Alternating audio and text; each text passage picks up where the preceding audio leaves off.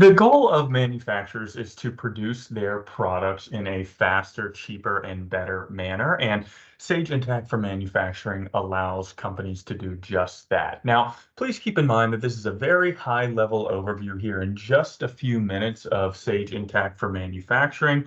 So we're barely scratching the surface in the terms of available functionality, but really this serves as a highlight video of what you can look forward to with the product.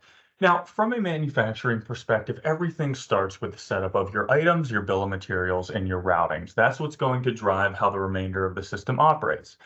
Within Intacct Manufacturing, we've got the ability to establish our item data, our bill of materials, and our routing operational steps. Now, if we take a look at our item here really quickly, you'll see that we have a lot of the available elements directly within the item master function that we're going to need to establish to really allow our transactions through the system to flow. If we take a look at this 61 series chair, there's a few things that we can see right off the bat, right? We can notice that this is a manufactured and a sold product. That's where we're establishing the flags. We can see that this is an active item, so we're actively producing it. We can establish all of our units of measure, meaning our stock unit, our sales unit, which can differ from the stock unit, as well as all of our storage information associated with the product for warehousing purposes. You have the ability to establish unique site records for your items as well. Because Intacct for Manufacturing is a multi-company, multi-site application, we can have unique sites that have unique ways of operating. So we've got the ability to establish things like our safety stock levels by site, any batch quantities that we want to produce in, economic order quantities for specific products, and all of our planning parameters around that particular item. You also can set up all of your sales mechanisms within the item, including things like minimum and maximum sales quantities, currencies that we're always selling this product in, as well as any pricing rules that are established. Now, these rules can be customer specific. They can be based on quantity bands. They can be based on promotional dates. It's entirely up to you. And we're also capturing unique information about the customers that we're selling to.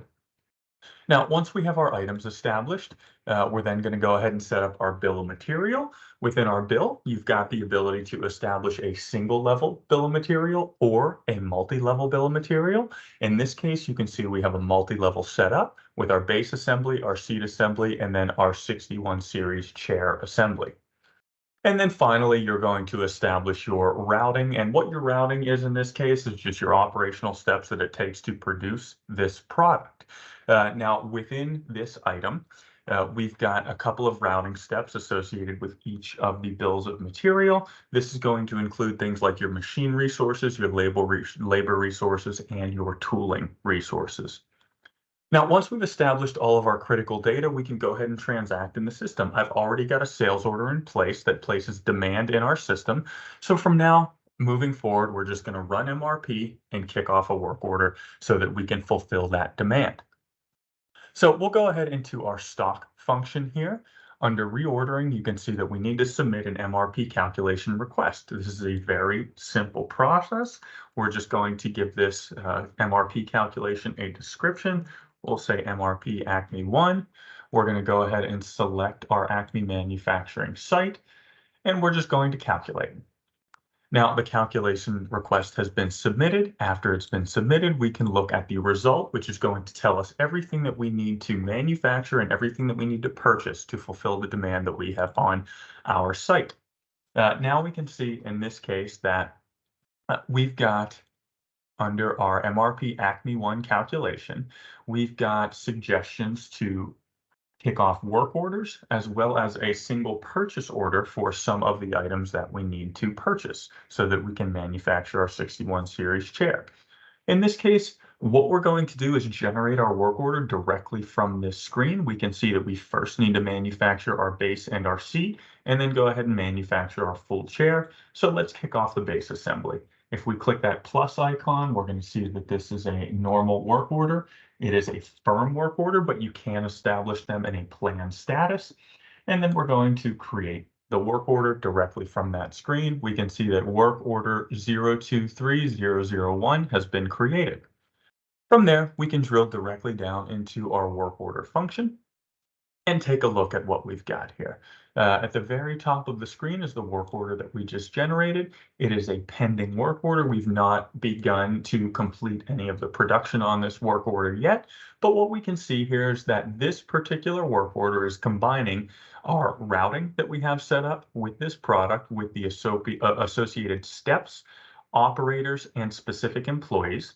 We've also got our components that are required. And as we track time and as we track components to this work order, we will see the progress bars complete as we work our way through. Now, within the manufacturing function, you do have the ability to do time tracking transactions. So an employee or an employee manager can log in and enter time.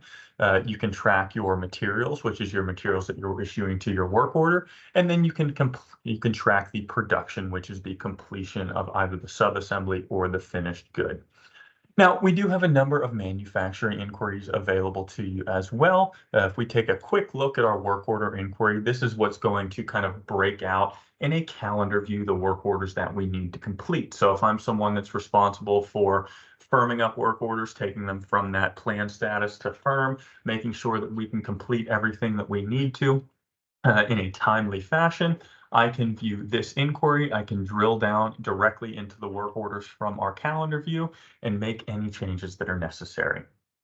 Now, again, that was a very abbreviated highlight video of some of the manufacturing capabilities that we have within Sage Intacct for manufacturing.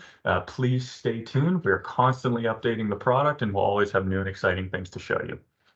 Thanks for watching and have a great day.